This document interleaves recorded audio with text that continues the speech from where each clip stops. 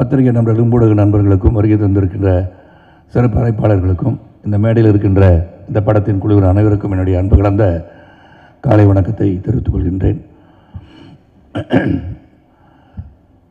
இந்த படத்தை பற்றி சொல்லணும்னா நிறையா சொல்லலாம், ஆனால் அவ்வளோ நேரம் இல்லை. ஆனால் இங்கே வந்து டைரக்டர் வந்து நேற்று பெங்களூரில் நடந்த ப்ரெஸ் மீட்டில் சொன்னார், இந்த காலகட்டத்தில் இங்கே உள்ள ஜென்ரேஷன்கள் ஜென்சி கிட்ஸ் இவங்களுக்கெல்லாம் சரித்திரம் இத்தியாசங்கள் இதெல்லாம் வந்து நம்ம ரிமைண்ட் பண்ணணும், அவங்களுக்கு இதெல்லாம் தெரியாது. ஸோ கண்ணப்பா வந்து இட்ஸ் ஸ்டோரி நினச்சிடக்கூடாது, இட்ஸ் ஹிஸ்ட்ரி, அது சரித்திரம், வாழ்ந்து மறைந்த ஒரு 63 நாயகர்கள் ஒருவர் என்பதை சொல்ல வேண்டும் என்று சொன்னார். அதுதான் இந்த உள்ள ஜென்ரேஷனுக்கு இந்த படத்து மூலமாக கிடைக்கும் நான் நினைக்கிறேன். இதில் வந்து மோகன் Babu sir and Vishnu, I should thank them for having in this film. இந்த படத்தில் வந்து மெனக்கடல் அவர் அதிகமாக இருந்திருக்கு. சித்தார்த் சொன்னதும் சரி, எவ்ரிபடி ஸ்போக்கன் எஸ்டர்டே தேர் ஆல்சோ. ஒரு கடுமையான உழைப்பு, உண்மையான உழைப்பு, நேர்மையான உழைப்பு, அந்த உழைப்புக்கு கிடைக்க வேண்டிய வெற்றி இந்த படத்துக்கு கிடைக்க வேண்டும் என்று உங்களை அனைவரையும் சொல்லி இறைவனை வேண்டிக்கிறேன். இல்லை ஒரு சிவபக்தர் எப்படி இருந்தார்ன்ற கதை உங்களுக்கு தெரியும், ஒன்லைன் தான் ஸ்டோரியை. That's where everywhere Vishnu also says the same thing. அவர் என்ன பண்ணார், கண்ணிலேருந்து தண்ணி வந்துச்சு, உன்னை கண்ணை இப்போ வந்து ரிமூவ் பண்ணி அதை வச்சு எடுத்து வச்சுட்டார் ஒரு கண்ணை, இன்னொரு கண்ணிலேருந்து ரத்தம் வந்துச்சு, இன்னொரு கண்ணு கொடுத்தாரு, அதான் கண்ணப்பன். வந்து அன்பு சகோதரி பேசும்போது சொன்னாங்க, முத கண்தானத்துக்கு வந்து வித்துட்டவரே கண்ணப்பர்னு சொன்னாங்க, உண்மை தானே? ஸோ இது வந்து ஒரு உண்மைகளை, நடந்த சரித்திரங்களை மக்களிடம் எடுத்து செல்ல வேண்டிய ஒரு பிரம்மாண்டமான ஒரு முயற்சி.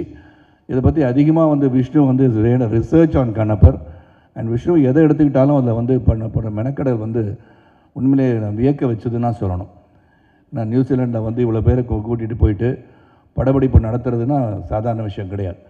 அது பொருளாதார அடிப்படையிலும் சரி, மெனக்கடலையும் சரி, அனைவரையும் அந்த குளூரில் கொண்டு போய் ஒரு 7 மணிக்கெலாம் நிறுத்தணும் அப்படின்னா அது வித் மேக்கப். எனக்கு இந்த படத்தில் வந்து மேக்கப் வந்து கிட்டத்தட்ட 1 to 1.5 hours ஆகுது. அப்போ 1.5 hours நான் வந்து 5 மணிக்கு அங்கே போனால் தான் லொக்கேஷனுக்கு மேக்கப் போட்டு ரெடி ஆகி 7 மணிக்கு ஃபஸ்ட் ஷாட் எடுக்கலாம். அந்த விதத்தில் எல்லாருமே வந்து அந்த கரெக்ட் டைம் வந்து இந்த படத்துக்காக எல்லாருமே அந்த பக்தி இருக்குதோ இல்லையோ, சிவன் மீது பக்தி வருகின்ற அளவிலே இந்த படத்தில் நடித்து முடித்திருக்கான்னு சொன்னால் அது மிகையாகாதுன்னு சொல்லலாம். இவங்களை ஆரோக்கியமாக வச்சுருக்காரு, ஆரோக்கியமாக வச்சோன்னா பாரு இருமல் வருது எனக்கு. ஏன்னா என்னை பொறுத்த வரைக்கும் பிரம்மாண்டம் ஒரு புறம், இதில் நடித்தவங்கலாம் பார்த்தீங்கன்னா one of the biggest star cast. இப்போ ரீசெண்ட் ஃபிலிம் பார்த்தீங்கன்னா ஒரு அக்ஷய் குமார் சொல்ல இல்லை ஆர்டிஸ்ட் பேரில் சொல்லலாம், நான் பார்த்தாலே தெரிஞ்சிருக்கும். அதில் அக்ஷய்குமார் இருக்கார், மோகன்லால் சார், மோகன் பாபு சார், பிரபாஸ், நிறைய பேர் இருக்காங்க, எல்லோரும் பேரையும் சொல்லுமே, பிரீத்தி இருக்காங்க, விஷ்ணு இருக்காங்க, everybody lot of people other. ஆனால் அப்புறம் யாரோ ஒரு பேரை விட்டுட்டேன்னா அவர் பேரை விட்டுட்டாங்கன்னு சொல்லி அது மட்டும் எழுதிடக்கூடாது. அதனால தான் வெரி பிக் ஸ்டார் காஸ்ட். இது வெரி பிக் ஸ்டார் காஸ்ட்டுக்காக எடுக்கப்பட்ட படம் இல்லை, அந்தந்த ஸ்டாருக்கு பயன்படுத்தப்பட்டிருக்கிறார்கள் என்று சொன்னால் உண்மையாகவே இது சிறப்பாக பயன்படுத்தப்பட்டிருக்கின்ற நடிகர்களை தேர்ந்தெடுத்த ஜாப் தான் முகேஷ் குமார் சிங் பண்ணியிருக்கார். வெரி டைரக்டட், ஒரு டிசிப்ளின் டைரக்டர் நான் நிறைய பேர் பார்க்குறேன். அதில் Mukesh Kumar is really great.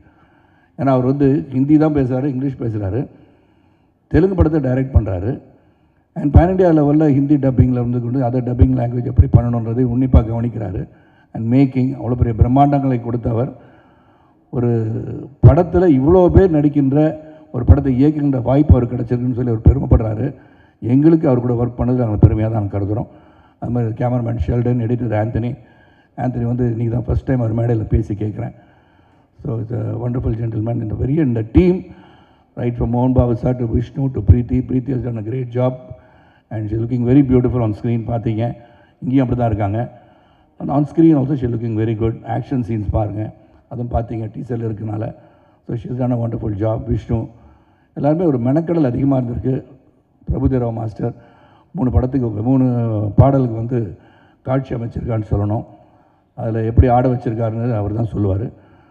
நான் வந்து நல்லா ஆடினேன் இல்லை மாஸ்டர், இப்போ சொல்லக்கூடாதுல்ல, அது இல்லை இப்போ சொல்ல வேண்டாம், அப்புறம் படம் பார்த்து தெரிஞ்சுக்கலாம்.